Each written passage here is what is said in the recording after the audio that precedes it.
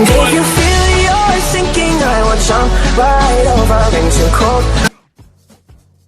Muito bem, para você ligado que está assistindo aqui, está com a gente na live aqui do aguedes.com, do programa aguedes.com. A gente está fazendo aqui toda segunda-feira, segunda e quarta, um bate-papo incrível, né? Com vários artistas, pessoas públicas e muito mais aqui para você. É um novo formato aqui do programa aguedes.com, né? Inclusive aqui pela Rádio Alternativa 104 FM. E hoje eu vou receber ele que é ator, roteirista e humorista, também faz stand-up e muito mais para você. A gente vai conhecer a história de Bruno Alcântara, ele que nasceu de Presidente, ele que é de Presidente Prudente e nascido também. Boa noite, Bruno, tudo bem, Bruno? E aí, Alan, como é que você tá, meu querido? E aí, como é que anda as coisas por aí, Prudente? Como é que você tá aqui, primeiramente? Tudo certo, né, cara? Tô esperando a gente poder sair de casa de novo, torcendo pra sobreviver até ano que vem, que eu sempre quis viver 2021 aí, então tô doido pra ficar vivo, se Deus quiser. E tô preparando tudo que eu posso fazer, são coisas de internet, né, que é o celular e a internet a gente faz, e projetos pro futuro. Então, como eu gosto muito de botar minhas ideias para funcionar, a gente fica um pouco chateado porque fica meio sem data para gravar.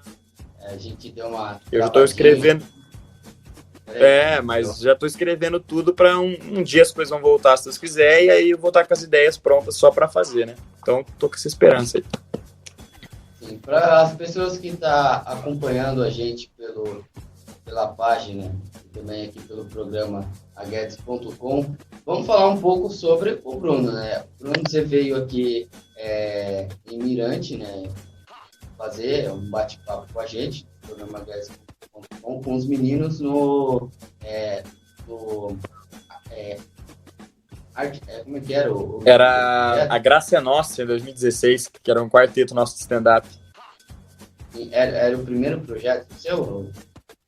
Eu acho que sim, em grupo, acho que era o primeiro projeto, porque eu já fazia teatro, né, desde 2015, algum dos primeiros, porque comecei a fazer teatro em 2015, aí eu fiz peça no final do ano, aí em 2015 ainda eu comecei a fazer o Pelo em Ovo, né, que é o canal de sketches aqui em Prudente, que a gente cresceu disputando um campeonato, todo mundo foi rival ali, menos o Matheus, ele acabou entrando um pouco depois, e a gente se conheceu e falou, vamos fazer um show, né, se a gente pegar um lugar de 100 pessoas, cada um meio que tem que levar 25, nós éramos em 4, 25 é mais fácil de levar do que 100, e aí a gente apresenta 15 minutos cada um, faz a apresentação, e a gente fez, foi um sucesso, cara, foi muito legal, a gente lotou lá o auditório do Matarazzo, conseguimos até levar um dinheirinho, foi bem legal, mas 2017 eu mudei para São Paulo, o Caio começou a fazer direito, e depois, acho que já fazia, não sei, acho que já fazia, mas depois ele foi para São Paulo fazer Mackenzie também. O Matheus se dedicou à vida de influencer, ele ganhou lá o Mr. São Paulo, e aí o Johnny estava terminando a faculdade de Química, ele foi o que mais continuou como comediante aqui na cidade. Aí eu voltei em 2018 para fazer show com o Johnny. Ele chegou a fazer outros grupos, também desfez, mas acho que foi o meu primeiro grupo de stand-up único. Eu só apresentei com eles. E daí, desse momento, você sentiu esse novo caminho, né, de fazer stand-up. E o que te fez ir para São Paulo? Foi alguma coisa que você tinha em mente? Ou você teve uma proposta e foi lá e fez algum teste ou algo assim? Não, eu fiz tudo planejado porque eu fui para estudar, né? Fui para estudar, fazer escola de teatro. São Paulo tem algumas das melhores escolas de teatro do Brasil, então eu falei, consigo ir, vou procurar um lugar para morar, vou estudar, vou me dedicar e vou estudar com bons professores, vou fazer novos amigos, vou entrar realmente de cabeça no teatro. Eu tinha tido uma ótima base aqui de Prudente, fazendo um teatro onde a gente fez junto, lá no Matarazzo, né, com o Denilson. Então, eu fiz 2 anos aqui, senti que era hora de ir embora. Fui, fiz teatro durante 2017 inteira, de segunda a sexta, minhas aulas lá no Encena, fiz a escola Encena, escola de teatro e televisão. No meu segundo dia em São Paulo, eu acabei descobrindo um teste de um musical infantil, fiz o teste, mesmo não sabendo cantar. Falei, eu vou, não sei como é que vai ser. Se for para ser recusado, eu vou ser recusado e tudo bem. Fui para a segunda fase e passei nesse teste. E depois eu descobri que eram músicas gravadas, então eu não precisava cantar ao vivo, graças a Deus, que senão ia ser um desastre. E aí depois eu até acabei fazendo aula, tô melhorzinho hoje, mas em 2017 era só desastre. Então eu passei por atuação, comecei a fazer essa peça aos sábados e domingos, então eu acabei começando a trabalhar muito cedo em São Paulo com teatro. Eu não ganhava praticamente nada, porque nem sempre o espetáculo lotava, e aí quase nunca lotava, na verdade, aí tinha que pagar um monte de gente, aí os atores quase sempre são os últimos a serem pagos, então eu nunca recebia, praticamente gastava para trabalhar, mas era uma ótima experiência, estava na escola de teatro ainda, podia dizer que estava em cartaz aos sábados e domingos. Foi uma baita experiência de palco, vários tipos de plateia diferentes. Um dia você faz uma piada lá, a plateia caga de rir, no outro dia ninguém nem sorri para você. Então foi um baita aprendizado. Mas eu fui para estudar, não fui com proposta de ninguém, com teste de ninguém. Tanto que eu fui aprendendo tudo lá com os professores, com os colegas, mas eu fui para estudar. Falei, bom, se eu quero ser bom, vou estudar onde está todo mundo indo. E todo mundo vai para São Paulo, vou para São Paulo também. E aí lá fui fazendo meus contatos e aí tô trabalhando até hoje. Então faz 5 anos e pouco que eu comecei no teatro. Esse mundo do teatro, você com quantos anos começou a fazer lá atrás? Eu comecei com 17 em 2015. 2015 foi o ano que eu fiz 18, né? Mas eu faço aniversário em outubro. Então eu comecei com 17, eu acabei a escola em 2014. Então eu fazia direito de segunda a sexta, aqui em Prudente mesmo. E aí eu fazia o teatro aos sábados. E aí eu comecei pra ver se eu ia gostar, pra ver se eu ia me acostumar. E gostei pra caramba, cara. Gostei demais. E aí no meio do ano eu comecei a fazer os vídeos, escrever os roteiros pro Pelinho Ovo. Estão todos no YouTube até hoje. E aí eu fui percebendo que eu gostava. Eu foquei só nisso, saí do direito, fiquei o ano inteiro focado no canal, focado no stand-up, né? Em 2016 foi o ano que eu comecei a fazer stand-up, então eu comecei a treinar muito mais minha escrita. Foi o ano que eu comecei a assistir série também, que eu já tinha Netflix, mas não tinha o hábito de assistir série, então em 2016 eu comecei a prestar mais atenção. Escrevi minha própria série, junto com a Alex Figueiras e a Ângela Afonso, aqui pra dentro a gente escreveu o Virgem. Gravamos em 2017. Então, teatro eu comecei com 17 anos e em 2015. Aí eu fiz em Prudente 2 anos, 2015 2016. Em São Paulo eu fiz em 2017 no Encena, me formei. Aí em 2017 mesmo eu prestei para fazer na SP Escola de Teatro, que é uma escola bem conceituada, criada por 2 grupos bem conhecidos e premiados de São Paulo de teatro, que são os Sátiros e os Parapatões. E aí eu entrei na SP, tinham 6 vagas, foi bem difícil, só que me aceitaram, entrei, estudei lá, eram 2 anos, né? Tinha que estudar lá 2018 e 2019. Mas eu só fiquei em 2018, porque em 2019 eu comecei a fazer as séries, e aí eu praticamente não parava em casa, era um tempo escrevendo, um tempo gravando, e aí eu sabia que eu ia perder muita coisa, acaba repetindo de módulo, então não valia a pena, né? Então eu acabei parando em 2019, mas a SP foi um baita aprendizado para mim como ator. Eu estudei humor lá, né? Lá tem 8 cursos, atuação, humor, cenografia. Bruno, tá dando uma travadinha, não sei se você tá percebendo. Percebi. A gente tá mas vendo tudo bem. O Bruno meio... Virei um robô aqui, né? Mas tudo bem. Então, eu acho que a pessoal aí da internet aí da tua casa tá tirando muito o selfie. Minha mãe deve estar assistindo algum programa de yoga na internet, tá puxando um pouco. E ela nem faz yoga, não sei porque ela assiste. Mas esse lado seu de humor, você sempre foi engraçado, assim? Ou foi por algum tempo que você foi lá e foi adquirindo esse lado cômico? Sei. Não, eu sempre gostei de brincar, sempre gostei de fazer piada, e a escola foi meu primeiro palco, assim. Então, já fiz muita piada boa em sala de aula, fiz muita piada desgracenta, que as pessoas olhavam para mim e falavam, alguém tira esse menino daqui, muda ele de escola, senão eu me mudo. Mas a escola foi o primeiro lugar onde eu comecei a treinar, e com o tempo eu fui pegando um pouco de técnica, de saber a hora de fazer piada. Por isso que os professores, eu nunca tive problema com nenhum professor, porque eu sabia que algumas piadas não poderiam fazer, que eu poderia acabar ofendendo alguém ali, mesmo que às vezes a piada não tinha nada demais, mas não era o momento. e também que momento entrar. Sabe aquele momento que tá todo mundo conversando, dá um silêncio, sem entrar com a piada? Eu aprendi muito isso na sala de aula, e aí no terceiro colegial, eu lembro que a gente já estava acabando a escola, algumas pessoas já tinham passado no vestibular, eu mesmo já tinha passado para direito, o povo estava cansado, fazendo vestibular em outras cidades, viajava, voltava, e aí às vezes a gente não queria ter aula, era tipo assim, uma aula de inglês, e a gente era tipo fazer uma matéria que a gente via desde o pré, mas no terceiro colegial tinha que rever tudo, aí o povo chegava na gente, aí eu e o Matheus, que foi aí comigo, que depois ele virou do meu grupo de stand-up, sabe, quando a gente foi no Graça Nossa, que era eu, o Johnny, o Caio e o Matheus. Eu e o Matheus, a gente estudou junto. Aí eu e ele, a gente subia no palco da salinha, né, onde o professor, para alcançar a lousa, e a gente ficava dançando Lady Gaga, porque o povo não queria ter aula.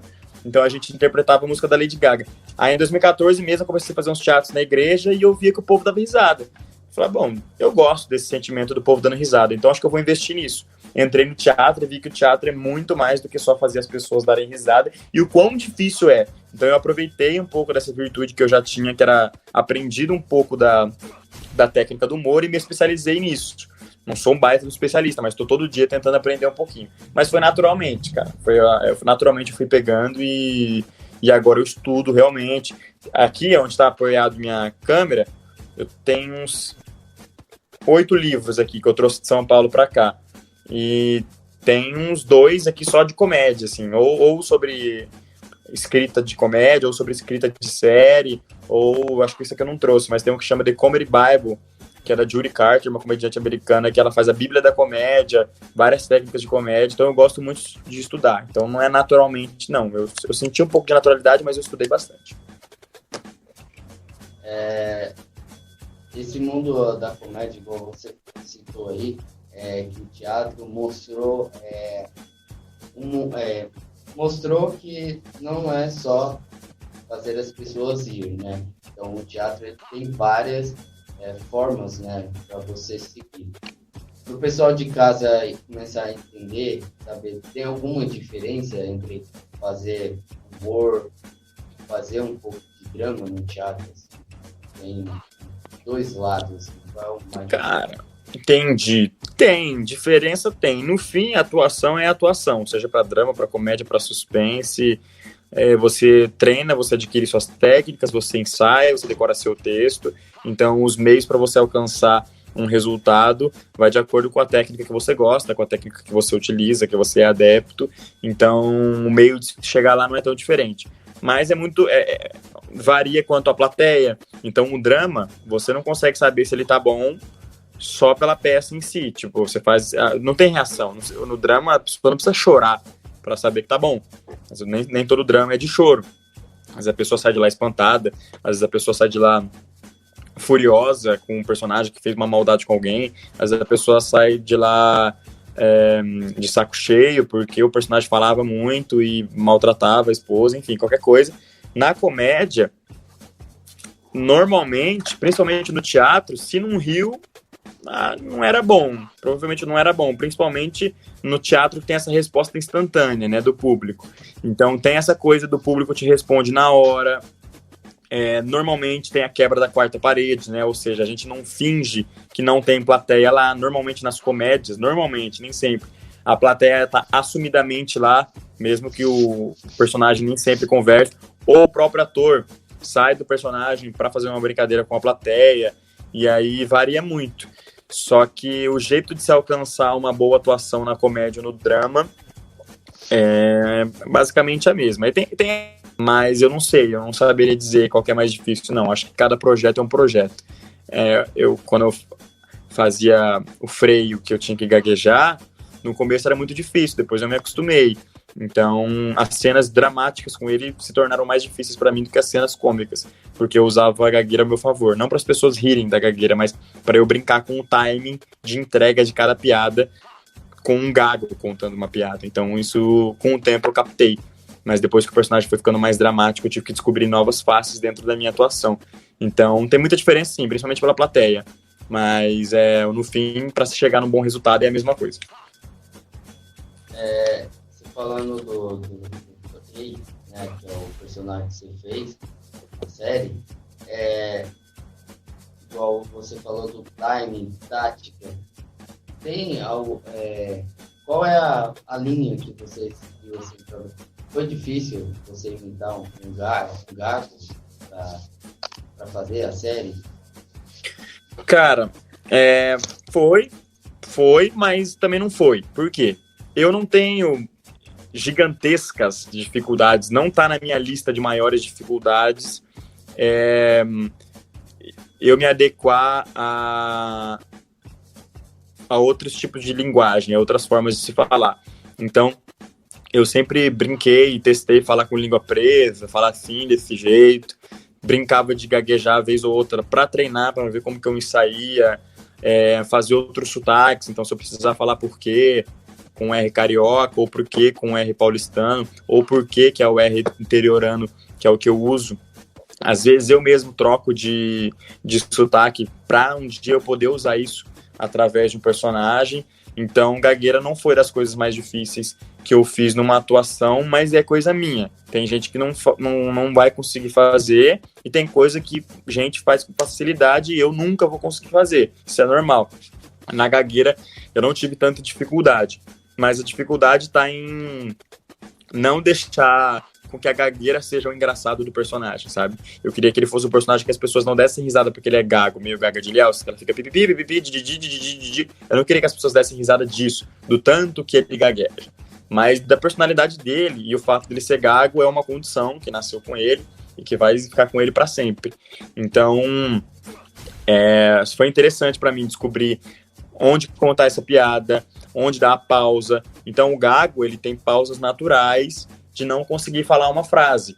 Então, o jeito que eu entrego uma piada interpretando um gago é diferente do jeito que eu entrego uma piada eu falando aqui com você agora normal, falando nessa velocidade rápida e contínuo aqui, eu falo aqui que na verdade o gago nunca vai conseguir falar nessa velocidade. Então, esse joguinho que eu tive que encontrar. E as pessoas perguntam, como é que você imitou um gago? Eu não imitei um gago. Imitar um gago é fazer pipipi, isso é imitar. Eu interpretei um gago. É um gago com sentimentos, é um gago com propósitos, com objetivos, com medos. Então, tudo isso conta na hora que eu vou fazer um personagem. O personagem não é só falar, ele gagueja, falar, gol do Brasil. Não é assim. Na imitação quando você vai imitar o Silvio Santos, vai você, vai pra lá. Você não quer saber se o Silvio Santos tá triste, tá doente, tá com fome, tá com dinheiro ou sem dinheiro, você só imita. O gago freio era um personagem, então tem muito mais coisa pra se olhar, além do vai lá e trava. Chico. Então fica mais difícil, mas também você tem mais onde se apoiar. Agora, entregar a piada gaguejando foi um grande desafio, ainda mais agora no filme que eu fiz, O Amiga do Inimigo, em que ele faz piada de forma muito natural, sem querer fazer. Na primeira temporada, quando eu fiz a série, em 2019, em prova, eu fazia piada porque o Freio queria fazer piada algumas vezes. Agora tem hora que você ri dele de tão triste que ele tá, ou de tão desesperado que ele tá. Então essa foi um grande desafio para mim como ator, e o feedback que eu tô tendo é que deu certo, então eu tô feliz com isso. E ele foi bem recebido, né? Igual você falou que você não queria fazer um gago, o pessoal olhar ele como um gago igual você falou do jeito que o pessoal imita, né? E o pessoal comprou essa ideia, né? Compraram a ideia virou um dos ídolos, né, da série. Houve algum teste e como é que foi para você conhecer a VTube, assim, a galera, para você entrar, porque você acabou sendo roteirista também, né? Isso. Teve participação, não teve? Sim, com certeza. Em 2017, quando eu entrei no Encena para fazer a escola de teatro, teve um trabalho que eu tive que fazer de algumas peças lá, no final para encerrar o primeiro semestre na matéria de interpretação dramática. E aí eu fiz amizade com a Nádia. A Nádia é minha amiga até hoje, faz muito tempo que eu não vejo ela, desde a época que a gente estudava junto, mas ela conhecia muita gente de internet. E aí eu falei para ela que eu escrevia roteiro e tal, a gente tava ficando muito amigo, interpretando junto, eu vi que ela era muito boa, ela viu que eu era bom, que a gente poderia ajudar um ao outro de alguma forma, e aí ela me passou o contato, eu pedi para ela pedir para uma amiga o contato do Lucas Rangel primeiro, porque eu vi que o Lucas fazia projetos diferentes, eu imaginei que uma série poderia combinar com o canal dele. Na época a Vi já tinha feito eu não sei, acho que nem tinha saído ainda A Espera, que foi a primeira série dela, ou tava para sair, alguma coisa do tipo, mas eu já queria fazer série na internet, imaginei que os youtubers seriam uma boa alternativa. Aí a Vi acabou fazendo série depois, eu conheci o Rangel, a gente se conheceu à distância, a gente tem uma série escrita que eu escrevi e passava para ele até hoje, que a gente nunca conseguiu fazer, mas em 2018, por amigos em comum, eu conheci a Vi. Eu cheguei na minha amiga Bárbara e falei, pô, a Vi faz série, né? As séries dela estão fazendo sucesso. Eu acho que eu queria apresentar uma ideia de série para ela. Não, eu queria apresentar uma ideia de série para ela, para ver se ela quer fazer e tudo mais. E aí meu áudio chegou nela, e aí um tempo depois ela entrou em contato comigo para escrever uma série nova para 2019. E aí ela falou que a única coisa que ela queria é que se passasse numa escola. Ela falou, preciso que você passe numa escola, é aqui que eu quero que passe a minha próxima série. E aí eu construí os personagens, construí a história, comecei a estudar psicologia, comecei a investigar muitas coisas que eu passei na escola e escrevi em tempo recorde, assim, eu escrevi em muito pouco tempo a primeira temporada do Improv, claro, passou por muitas alterações, o próprio Freio não existia o Paulo, que é o nome verdadeiro do Freio, mas ele sofria bullying por outros motivos, não ia ser eu que ia interpretar de cara, a gente não sabia, eu já sabia que eu ia interpretar um personagem na série dela, porque ela me convidou, mas não sabia quem ia ser.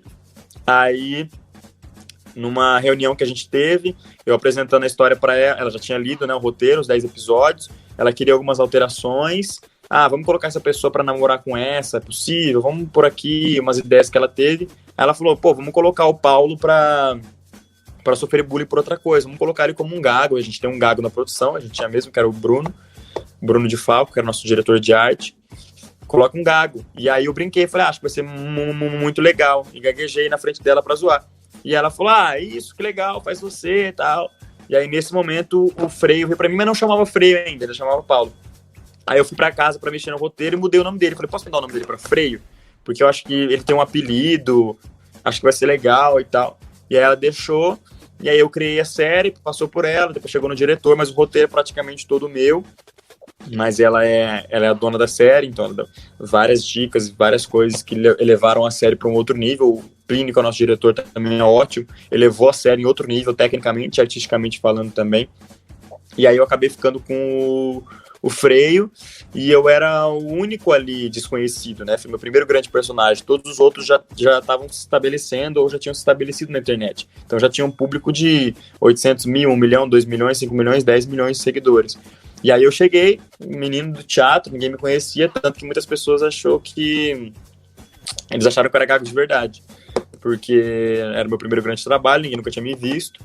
E aí depois, quando eu emendei Sem Sinal, que é outra série que eu fiz com a Vi, que eu interpretei eu mesmo, e eu depois possuído por um palhaço do mal, nem é do mal, né? Um palhaço meio maluco. Aí viram que eu não gaguejava, e todo mundo ficou, caraca, mas não gagueja o menino, tava gaguejando até ontem. E aí viram que eu era só um ator me dando uma de gago. Eu vou confessar uma coisa, pelo que a gente já conhece, e vendo a série, eu assistia, acompanhei toda vez que vocês postavam. Aí sim. Eu assistia e eu olhava assim e falava assim, é o Bruno gaguejando, que era idêntico. Eu tenho um amigo é mesmo? Tanto é que ele fica mais gago ainda, nervoso. Com certeza. O seu próximo personagem, né? Ou até por... O Freio ficava. Quando alguém começava a ameaçar ele nem falava direito, coitado. Dava até dó de mim mesmo. E aí ele, assim, muitos ficam gagos, né? Então, e o jeito que você falava, conforme você expressava, tinha hora que você ficava assistindo assim, e aí você olhava assim, é gago mesmo. Pelo que você você fez muito bem ele, o personagem. Obrigado, cara. Eu conversei com o fono, não sei se você sabe dessa, eu conversei com uma amiga minha que é fono, ela explicou vários detalhes da entrega de uma palavra de um gago, e eu fui trazendo isso na interpretação. Então, eu ter pesquisado com uma fono ajudou bastante, né? Porque tem vários detalhes e tal. E fez uma parceria imensa, né? Com o O Frei tinha um amigo, né? O Chico, que é interpretado pelo Joãozinho. Vixe, viraram uma dupla de palhaço, praticamente.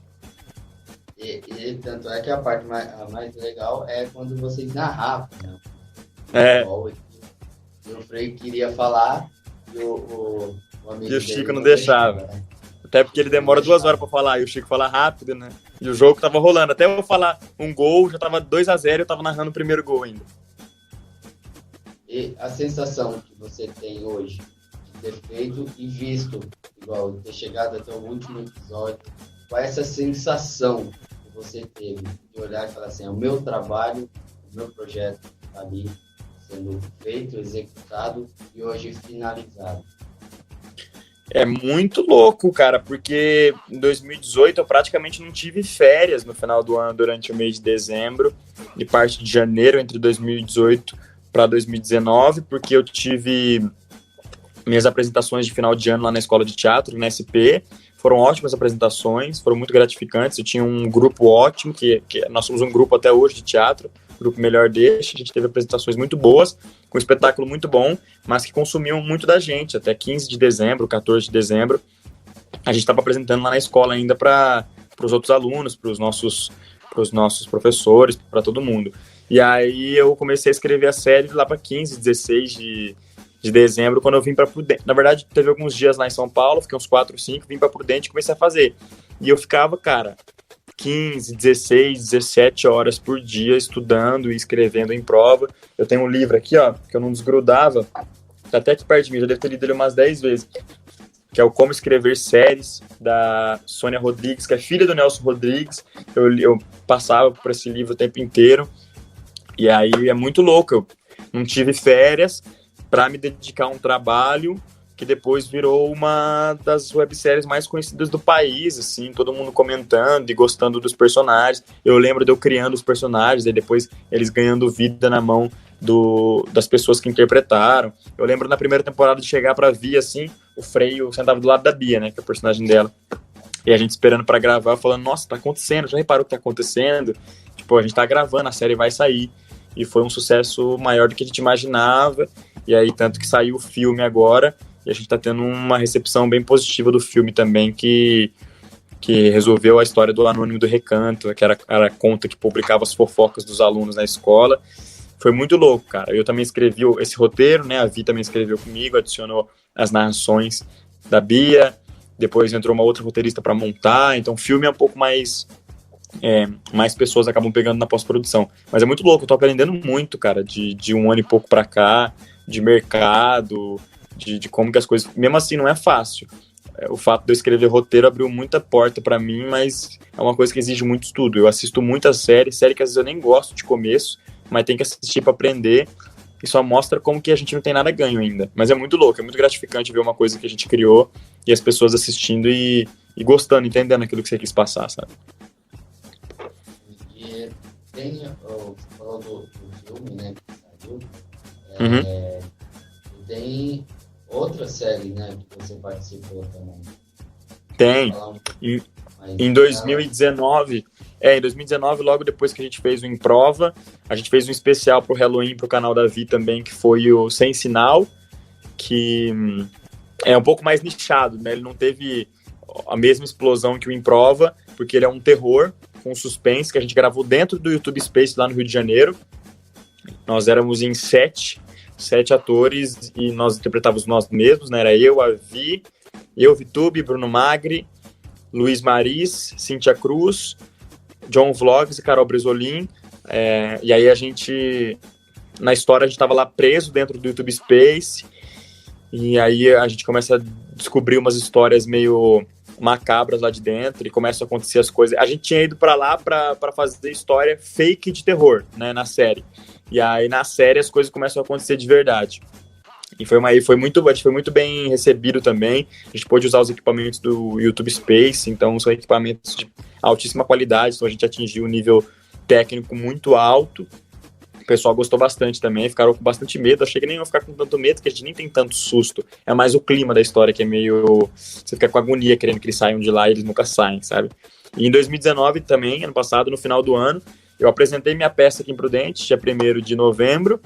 E no dia 2, às 5 horas, eu peguei um voo para São Paulo, para depois ir para Goiás, gravar com o Lucas Rangel As Férias dos Flops. Foi a primeira comédia que eu escrevi para o YouTube, que os Flops são um grupo de amigos, que é o Lucas Rangel, que eles fazem os vídeos deles no YouTube, né? O Lucas Rangel, a Dani Diz, a Fu e o Matheus Borges. E eles fazem as atividades, os vídeos deles juntos, e eles fizeram uma série, que era As Férias dos Flops. E aí a gente complementou o elenco, eu também fiz o Bob, que era um fã gigantesco e só tinha ido pro resort para poder conhecer eles. Eu também escrevi o roteiro e o pessoal gostou bastante também milhões de visualizações, o pessoal comprou muita ideia. Então 2019 foi um ano que eu trabalhei muito, assim, chegou o final do ano eu falei, não vou pegar num roteiro tão cedo, mas não teve como, né? Outros projetos foram aparecendo e eu gosto muito de escrever, então eu fiquei um mês sem escrever em dezembro, no mês de novembro até o mês de dezembro. Aí no mês de dezembro eu já peguei o Improva para escrever, já saiu, e aí agora, por causa da pandemia, né, eu ia dirigir peça agora, eu ia apresentar a minha peça em outros lugares, a mesma que eu apresentei em Prudente, infelizmente tivemos que parar. Mas quando as coisas voltarem, se Deus quiser, a gente sobreviver, graças a Deus, as coisas vão voltar e eu vou apresentar tudo que não deu para apresentar agora.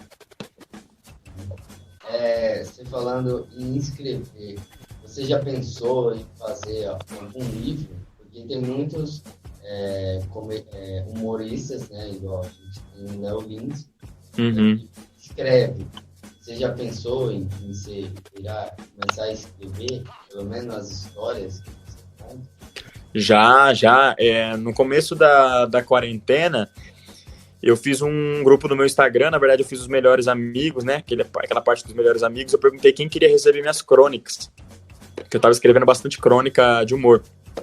E aí todas as quartas e sábados eu jogava lá e às vezes eu abri uma caixa de perguntas e o pessoal falava, faz um livro que eu compro, faz um livro. E eu parei até de escrever um tempo atrás, falei, pessoal, vou assistir série agora, vou assistir filme, vou pegar novas ideias, vou conhecer novas obras, novos autores, novos diretores, novos roteiristas, novos atores. Mais pra frente eu volto e escrevo. Então eu tenho vontade, sim, não é meu maior sonho, eu gosto muito de fazer audiovisual, gosto muito de fazer teatro, mas tem histórias que eu acho que eu vou acabar levando para o livro e um dia quero passar para as pessoas. Nunca foi um sonho, não, mas um livro de contos cômicos, assim, de crônicas, ou um livro de história grande. Se um dia eu tiver uma história que eu acho que vai ser mais legal contada no livro, né? Porque no livro você pode colocar detalhe por detalhe, você trabalha com a imaginação do seu leitor, então um dia eu vou fazer, não sei quando, não sei do que, mas é minha cara uma hora pegar para escrever um livro e com certeza eu vou acabar indo para esse lado. Voltando para o lado do stand-up, né, muitos contam as histórias que vêm da vida real, né, outros pegam a história, faz aquele mescla para ficar mais engraçado. Qual é a área que você faz mais no stand-up? Qual o lado que você vai? Entendi. No stand-up eu sempre gostei mais dos caras que contam história, né? O storytelling que a gente chama, que são os caras que pegam uma história e ele conta para você da forma mais engraçada possível, para você se sentir parte daquilo, ou para você tentar sentir o que ele sentiu, ou sentir compaixão, sentir raiva, sentir medo, sentir graça da vivência do outro. Sempre foi meu estilo preferido de assistir. No Brasil tem o Fábio Porchat, que faz bastante isso, o Murilo Couto faz bastante isso. Lá fora tem o Kevin Hart faz bastante isso, o John Mulaney faz bastante. Mas eu nunca tive história legal para contar. Nunca tive boas histórias, sempre sou eu aqui na minha casa assistindo meus filmes e é isso, eu vou na padaria e volto, não tem nada de legal na minha vida, então eu nunca tive muitas histórias para contar, então eu sempre acabei indo mais pro lado das piadas mais curtas, e então eu sempre tive esse estilo de fazer piada mais absurda, piada mais lúdica, então poucas vezes eu fiz piada sobre coisa de que a gente se identifica, sabe? Sabe quando você vai abrir esse copo aqui e o copo não tem água, essas coisas de identificação nunca foi muito de fazer. Eu sempre fiz piada mais lúdica. Aquela que eu tô seguindo uma linha com você aqui e de repente eu jogo lá pra lua a ideia. Você fala, nossa, um moleque pirado, o que você tá falando, sabe? Então, meu estilo de piada é mais lúdico, é mais assim, aquele que você tem certeza que é piada, ou então eu sou muito maluco. Então, normalmente as pessoas acreditam que é piada. Mas um dia eu ainda quero ter minhas histórias, assim, de vida legais para contar para as pessoas, porque eu gosto de sentar e contar história. Quando eu tenho história legal, eu conto para as pessoas, eu gosto de contar e colocar os detalhes. Só que não tem nenhuma, né? Vou contar, fui na padaria, não tinha troco, e aí voltei para casa e é isso, não tem graça. Mas eu gosto muito desse estilo de storytelling, que os caras fazem bastante e muito bem. Mas minhas piadas são mais lúdicas, eu tenho um estilo mais nonsense de piada. Quando vocês têm um teste, tanto é que eu já participei, é o Testando Piada, né? Isso. É onde você vai e testa as piadas. Para chegar num processo, você pensar, vou fazer uma apresentação e vou fazer a minha primeira peça. Para eu sentir que o time que pegou, eu tenho que primeiro gostar da piada e sentir graça, ou posso, se eu vi uma peça e vou lá e já falo? Assim, você mesmo tem que sentir que a piada é boa? Normalmente sim. Normalmente a gente, para contar para o público, a gente tem que achar que é boa, senão a gente já sabe que a gente vai passar vergonha. Mas tem casos de que você não gosta da sua piada tanto quanto o público gosta. Mas quem dita normalmente é o público. Se você quiser contar uma piada que as pessoas não dão tanta risada, mas você gosta muito dela e conta mesmo assim, é por sua conta. Mas normalmente para os comediantes, a recepção do público é o que conta o que vai ser falado num set de piadas, né, que é um conjuntinho de piadas. Se vai ser contado aquilo ou não, normalmente é o público que manda. Riu, eu continuo a contar. Não riu, eu vou procurar onde está meu erro ou eu paro de contar essa piada. Então no stand-up tem muito isso. Para você apresentar pela primeira vez, as pessoas normalmente ou contam da vida delas, pensam as histórias e tentam transformá-las no mais engraçado possível, ou tem gente que começa a estudar primeiro. Eu estudei primeiro. Para escrever sketch, eu não estudei. Eu assistia muito Porta dos Fundos, eu assistia muito Eu, Patroa e as Crianças, muita série lá da SBT que passava depois do almoço, chegava da escola e assistia. Então eu tenho muito isso de captar a coisa como é feita sem nem saber o nome técnico. Então, por exemplo, eu estudo bastante sobre roteiro.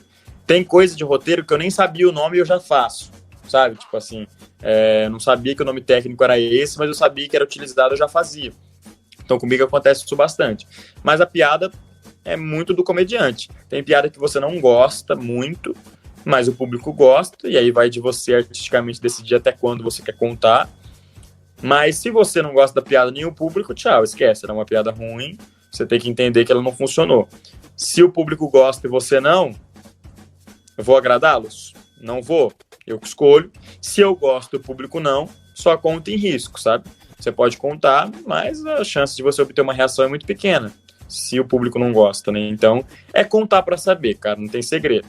Estuda, hoje em dia tem muito conteúdo na internet, tem muito livro já traduzido. O próprio livro do Léo Lins que a gente comentou, que é o Segredos ele tem o Notas de Comediante Stand-Up e os Segredos da Comédia Stand-Up, né? São dois. Eu já li o Segredos, que é o segundo da capa vermelha. Você vai lá e estuda, porque comédia é técnica, treina o máximo que você puder e vai contar para as pessoas. Se elas gostarem, gostarem. Não gostarem, você escreve outro. E aí você vai contando, né? O pessoal que está acompanhando a gente já está quase chegando. A conversa foi boa, Bruno. Foi boa. Tem muito papo. Faz muito tempo que a gente não troca uma ideia. Passou. E mano, falar a verdade, tô com saudade. Igual eu falei contigo. Às vezes eu paro assim, fico pensando no tempo quando eu estava lá atrás. E dá muita saudade de ver vocês. Vamos passar a pandemia. A primeira coisa que eu vou fazer é ficar prudente e para rever os amigos aí. Temos que marcar um churrascão com o pessoal da nossa época de teatro, cara. Um pessoal muito gente boa, ainda não consegui rever todo mundo. A gente tem que marcar de encontrar todo mundo e botar a conversa em dia. Não, sim, claro. Pode chamar que a gente faz um tour cada final de semana, na casa de cada um, assim. Nossa, mas aí no terceiro ninguém aguenta mais a gente, né? Mas tudo bem, a gente tenta. Mas é muito bom. Tá? Você tem algum projeto que você vai estar para vir aí pensando? Não, nem tudo depende de mim, né, cara? Como normalmente os projetos para acontecer dependem de dinheiro, como eu normalmente não sou a pessoa do dinheiro, eu sou a pessoa da ideia, não depende muito de mim para acontecer. Mas eu, para esse segundo semestre, eu ia apresentar minha peça que eu apresentei em Prudente ano passado. Eu estou mudando algumas coisas, eu ia apresentar ela em outras cidades, então estou esperando poder, se Deus quiser, ano que vem eu consigo rodar mais algumas. Eu ia dirigir uma peça agora, uma comédia que também não rolou. Se for ideia das pessoas envolvidas na peça, que são as pessoas donas do dinheiro, como eu já disse, continuar a peça, creio que eu ainda estou no projeto. Estou em 2 projetos de série ao mesmo tempo, que eu não sei quando vão acontecer, mas estão caminhando. E eu estou escrevendo uma comédia sobre a pandemia, que eu quero que saia esse ano ainda, se der para gravar, depois que as coisas melhorarem um pouco, já puder todo mundo sair de casa e frequentar, mesmo que com cuidado, se der para gravar, senão a gente grava quando der, quando puder, quando tiver o dinheiro, quando tiver as condições. E uma outra história que eu queria um outro drama mais para frente. Então, estou muito focado na internet, fazendo meus vídeos no YouTube, no meu canal lá, Bruno Alcântara, só procurar. Eu tô fazendo vídeos todas as segundas e quinta. Não, era segunda e quinta, agora vai virar terça e sexta. No começo da semana eu faço análise do Improva, então eu mostro para as pessoas tudo que eu pensei para colocar aquele diálogo, para colocar aquela fala, características dos personagens. Para quem quer escrever série um dia, ou gosta de saber os bastidores, eu analiso cada parte do episódio para as pessoas entenderem o que eu pensei, alguma curiosidade, coisa do tipo, e mais perto do final de semana eu coloco algum vídeo de humor ali para colocar alguma ideia que eu quero e jogo no meu canal. Então os projetos vão depender muito do tempo. Eu tô pensando em passar um tempo fora, talvez, fora do Brasil, para estudar inglês, para poder ter mais acesso a livros de roteiro, livros de comédia, livros de atuação. Não sei ainda se eu vou, tem que ver como que as coisas vão andar, mas eu juntei um dinheirinho de roteiro aí que eu trabalhei, que eu acho que dá para investir no intercâmbio. Então eu tô bem esperando as coisas acontecerem, mas estou escrevendo um projeto de série já para um dia poder gravar uma comédia sobre a pandemia, para a gente pensar um pouco nas nossas atitudes e rever esse egoísmo que nós, seres humanos, temos, principalmente em momentos que a gente precisa partilhar mais, né? E eu acho que é muito importante a gente falar sobre isso. Sim, você falando da pandemia, muitos humoristas não estão fazendo live, né? Eu acho que esse negócio, essa temática não é muito, porque a gente tem o lado do público, né? O riso. É igual você falou, se o pessoal rir, é porque a piada foi boa. Então eu acho que quando a gente faz em vídeo, se for fazer agora, você faz uma piada, você não tem essa... Para quem faz stand-up, todos, né, fazer uma live, né? Por isso que muitos comediantes não estão fazendo, né? Porque para eles, eu entendo, o público é completamente essencial para o stand-up ser vivo. É a presença do público ali ao vivo e a cores para aquilo acontecer. Ainda assim, o stand-up é a única parte do teatro que funciona gravada, né? O resto acho que não funciona muito. Mas eu tô pensando em projeto de série, não é para stand-up, não. Stand-up eu nem sou bom ainda tô treinando para ficar melhor, mas a peça que eu quero fazer, eu faço outros personagens, faço interação com a plateia, faço improviso, quero voltar a apresentar, quero conhecer pessoas novas, estados novos, cidades novas, porque a nossa série acaba chegando pro Brasil inteiro e para outros países também. Tem muita gente de Portugal que assiste as nossas séries, vem falar e é a mesma língua, né? Então, eu tenho essa vontade um dia para Portugal, apresentar para o pessoal de lá, conhecer o pessoal de lá, ir para outros estados, ir para o norte, para o nordeste, para o sul, para o sudeste, para o centro-oeste. Sudeste já estou, né? Mas para outros estados, ir para o centro-oeste e tudo mais. Então, tenho muito essa vontade. Só que, por enquanto, trabalhar com a internet, torcer para tudo voltar ao normal o mais rápido possível. Acho que não vai, mas espero que volte. E tá com tudo pronto para quando abrir a porteira, a gente ter coisa para oferecer. a gente já está finalizando, né? Espero que a gente possa, já deixo aí o convite para que a gente possa fazer mais esses bate-papos. Com certeza. Tem muita coisa para a gente conhecer sobre Bruno Alcântara, e eu acho que você tem um talento imenso, né? E onde a gente tem o maior orgulho de ter trabalhado junto aí com você, e você vai para muito aí, mais para fora, para o exterior, e vai levar esse seu nome para muito longe. Muito obrigado a você, cara, pelo convite do nosso papo. Pode ter certeza que eu vou voltar, assim que tiver mais novidade, a gente marca aqui de novo, já bota o papo em dia. E agradecer a você pelo convite. Desde lá 2016, quando a gente fazia o stand-up, ninguém queria conversar com a gente. Acho que a gente pedia, sei lá, mas ninguém queria falar com a gente. E você chamou, a gente fez o papo.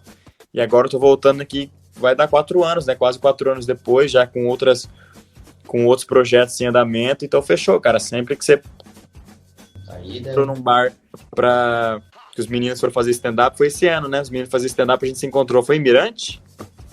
Foi aqui em Mirante, né? Na estação. Ah, é verdade.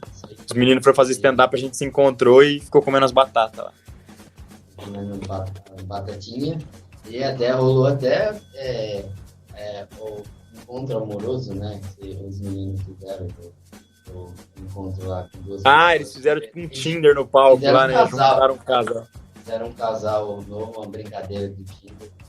É verdade. Não deu certo, né? Foi realmente um Tinder. Foi 10 minutos e eles nunca mais se viram, mas tudo bem.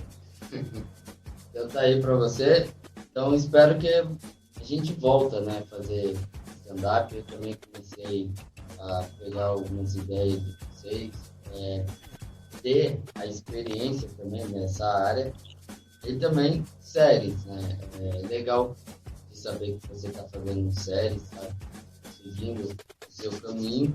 Esperamos que você possa fazer mais um bate-papo. Queria agradecer mais uma vez por ter aceitado o convite.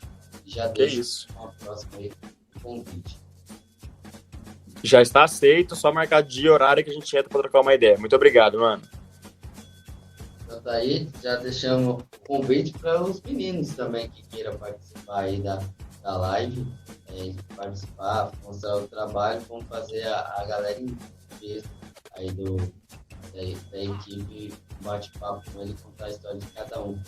Mandar um abraço aí pro Lucas também, que é um grande amigaço de todo mundo aí, que faz esse aí stand-up. Qual? O Cavalcante? O Cavalcante. Não chama não, pilantra. Falou que me amava e me largou no altar. Mentira, ele é legal sim. O Johnny também. O Johnny que. Outro que abandonou. Ele tem um nome de cara de circo, né? Toda vez que vocês falam o nome dele para apresentar, eu acho que estou dentro de um circo. Johnny Trombini, aquele de lá. Não parece que ele vai entrar com o Bares, um leão do lado, né? Mas só entra um idiota. Aí entra o palhaço, não tem nem graça. Mas é muito legal. Divulga aí o trabalho que vocês fazem, que você está fazendo com o Johnny, né? Igual ontem vocês fizeram uma live, uma brincadeira. Para quem quiser assistir, qual é o Instagram que pode assistir? No meu. Todas as terças-feiras eu faço uma live às 8 horas e como terça-feira normalmente é o dia que eu e o Johnny gravamos os meus vídeos pro YouTube, que ele que edita, ele cuida dessa parte de produção, que ele é muito bom, eu faço a live com ele, né? Às terças-feiras, às 8, das 8 às 9 no meu Instagram, @br_alcântara_, me acha lá. É um que tem a foto bem bonita na capa, sou eu. Aí é só me seguir, toda terça-feira às 8 eu faço uma live, aí entra pessoas que eu não conheço, entra pessoas que eu conheço, a gente faz jogo de stop, mas um stop diferente, né? Nome, CEP, minha sogra é. Não, eu faço, tipo, nome de cachorro, doença que não existe, duplo sertanejo que não existe, porque aí realmente ativa a nossa criatividade.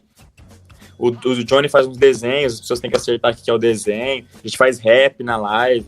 Então a gente faz umas coisas bem divertidas que acho que fica legal, o pessoal gosta bastante de assistir. Quem quiser acompanhar você pelo Instagram e Facebook, é Bruno Alcântara, Facebook, Instagram. Isso, o Instagram é br_alcântara_. Facebook eu nem uso mais, porque o povo só tá reclamando das coisas lá. E TikTok também, Bruno_Alcântara, faço os vídeos lá de comédia quase todos os dias. Que mais? YouTube, Bruno Alcântara, me procura lá, e o WhatsApp é só meus amigos mesmo que tem. If you feel you're sinking, I will jump right over into cold